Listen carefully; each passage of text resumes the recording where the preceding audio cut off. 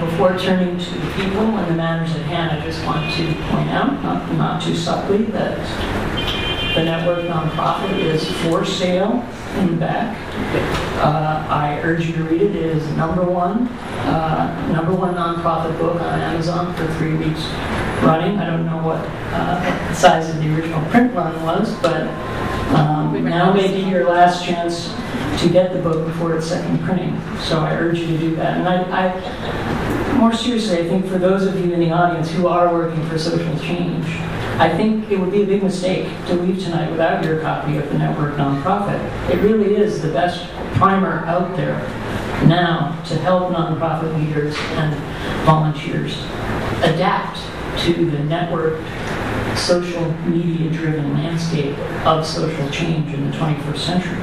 Right from the start, in their first example in the book, the Surfrider Foundation, I think you will see just how exciting the possibilities really are.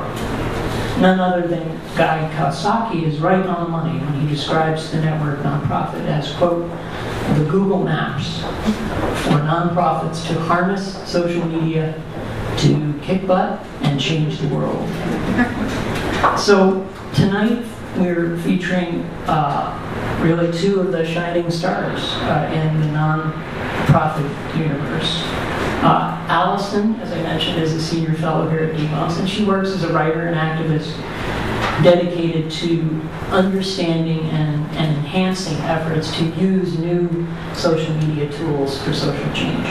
She is a very influential thinker on the nonprofit sector and social change strategies with such books as Momentum, Igniting Social Change in the Connected Age, which was the winner of the Terry McAdams National Book Award, published in 2006.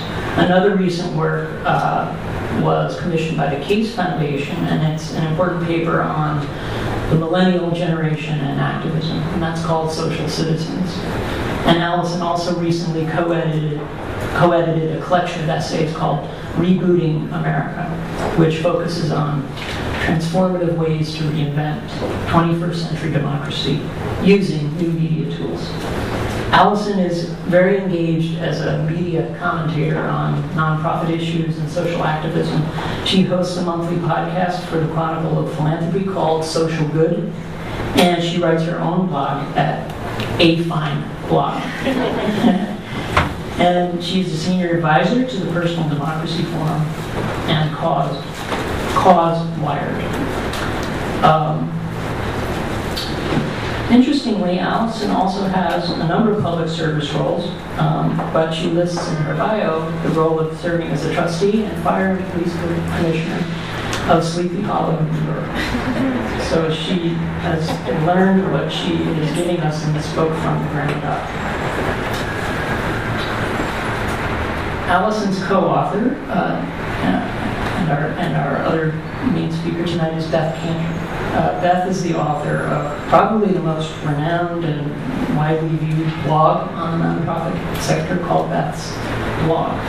She's also the CEO of Zedeka, which is a company that serves nonprofits and socially conscious companies with top-tier online marketing services.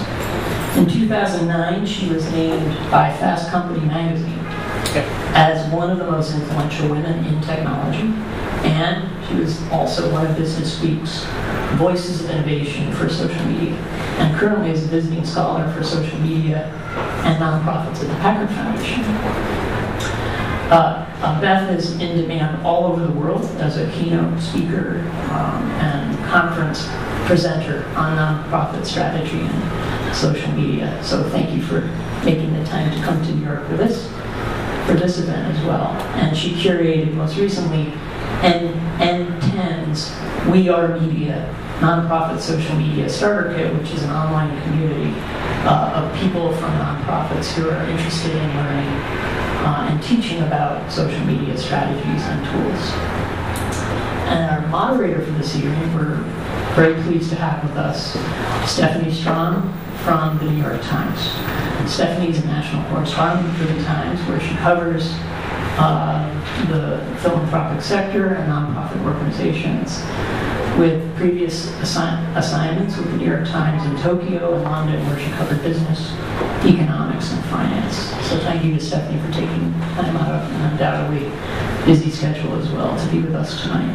So clearly we have three of the best experts on these cutting-edge issues about an area of our social fabric that is only growing more important as our battles for social change continue in the 21st century. So without further ado, just a little bit of explanation on the format. Basically, we're just going to have a half-hour conversation led by Stephanie between our co-authors, and then we're going to open it up for a moderated discussion, Q&A with the audience. So without further ado, let's welcome Allison, Beth, and Stephanie. Thank you for coming.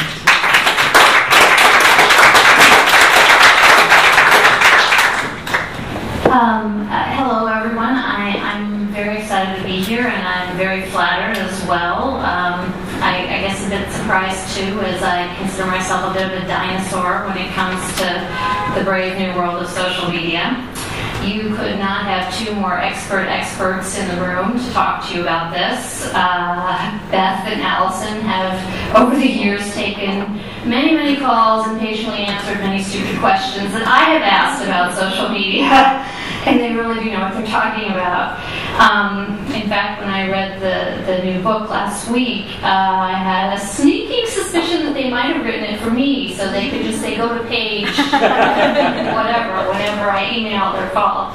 So it's really easy to read. It's peppered with great examples and loaded with a lot of practical advice. And I think it goes a long way towards making what can sometimes seem a rather intimidating and mystical world much more understandable. So I'm going to shut up and let you hear what they have to say, and then you all get to ask them questions. So why don't you give me an overview, give us an overview of the book? Oh, sure. Thank you, and not all the questions were stupid.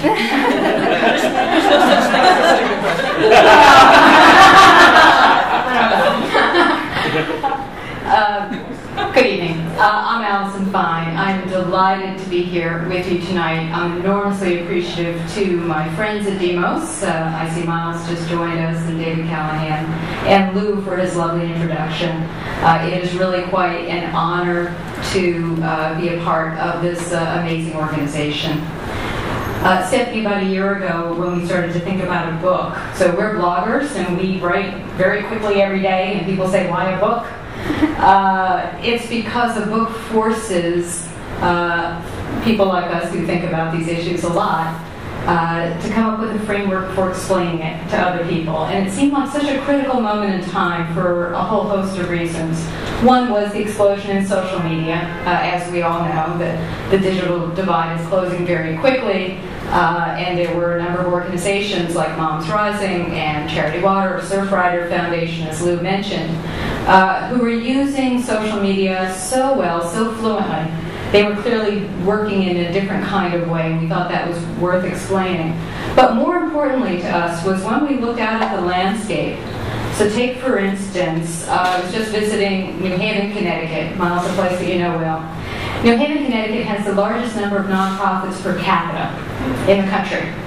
It's quite a small city. A large number of nonprofits has exploded in number over the past 20 years, has been a recipient of a huge amount of philanthropic and government funding over the last 20 years.